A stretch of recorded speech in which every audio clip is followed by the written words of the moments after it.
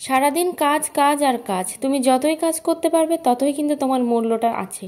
আর তুমি যখনই কাজটা বন্ধ করে দেবে তখন কিন্তু তোমার কোনো মূল্য নেই। তাই অবশ্যই কাজের সঙ্গে কিন্তু তোমার মূল্যটা বিচার করা হবে।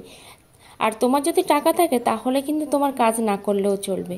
তো সকালবেলা উঠেই চলে এসেছি এদিকে। আমার এই ফুল গাছগুলোর মধ্যে কিন্তু প্রচুর পরিমাণে ঘাস হয়েছে। তেমন কোনো ফুল বাগান আমার নেই, তো যেটুকু আছে মাটিতেই আছে। আর এই কটা টবে আমি লাগিয়েছিলাম, কারণ তেমনভাবে আমাদের পরিচর্যাও হয় না। তো এই ঘাসগুলো এখন তুলে বাইরে ফেলে দেব। আর সাথে সাথে ঘাস ফুল কিংবা দশটার ফুল বলে অনেকে, এই ফুলটাও কিন্তু খুব ভালো হয়েছে, দেখতেও সুন্দর। থেকে চেষ্টা করছি একটা ব্লাউজ রেডি করার, কিন্তু রেডিই করতে পারলাম না। কি আর করব, তবুও এখনো ধৈর্য ধরে পড়ে আছি, কখন করা যায় বা কবে করতে পারবো সেই আশায় কিন্তু বসে আছি।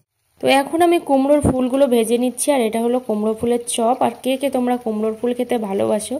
এখন প্রায় 3টের কাছাকাছি বাজে, তো কয়েকটা ফুল ছিল ফ্রিজে, সেটাই এখন ভাজছি। এই যে দেখো বন্ধুরা, এখন আমি বানাচ্ছি কুমড়ো ফুলের বড়া। আর এখন বাজে কিন্তু 2:30, প্রায় 3টে বাজতে চললো। তো এখন কুমড়ো ফুলের বড়া বানাচ্ছি। তো একটু পুড়ে গেছে, তার কারণে একটা অন্য কাজ করতে গিয়েছিলাম, মানে বাসন ধুতে গিয়েছিলাম একটা, তো তার জন্য কিন্তু একটু পুড়ে গেল। আর এখানেও দেখো এই যে কয়েকটা তোলাও হয়ে গেছে আগে, আর ওই কয়েকটা আছে।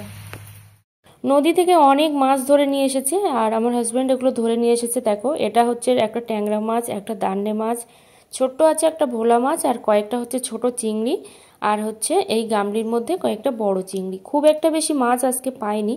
আসলে সব সময় কষ্ট করলেই যে সব সময় সফলতা পাওয়া যাবে সেটাও কিন্তু নয়, মাঝে মধ্যে অল্প কষ্টেতেও কিন্তু সফলতা পাওয়া যায়। তো আজকে সারাটা দিন বাদে দেখো এইটুকু মাছই কিন্তু কপালে জুটেছে।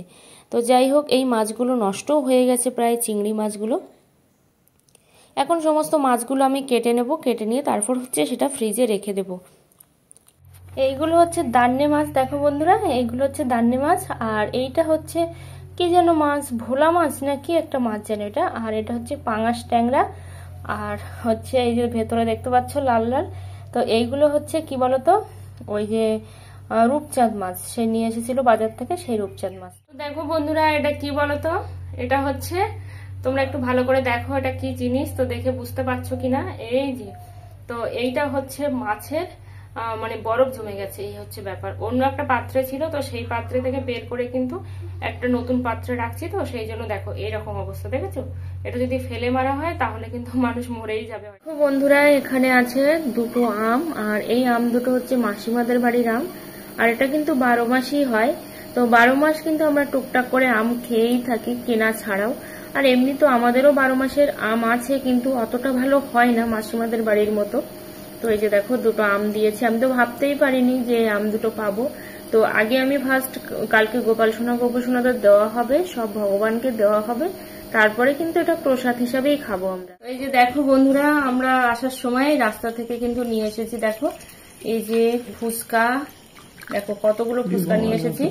তো ক টাকা? 30 টাকার ফুচকা। হ্যাঁ দাও, 30 টাকার ফুচকা। আর আমাদের এদিকে কিন্তু ওই 7টা করে 10 টাকায় দেয়, ঠিক আছে? তো এই যে ফুচকা নিয়ে এসেছি, এই যে দেখো ফুচকা।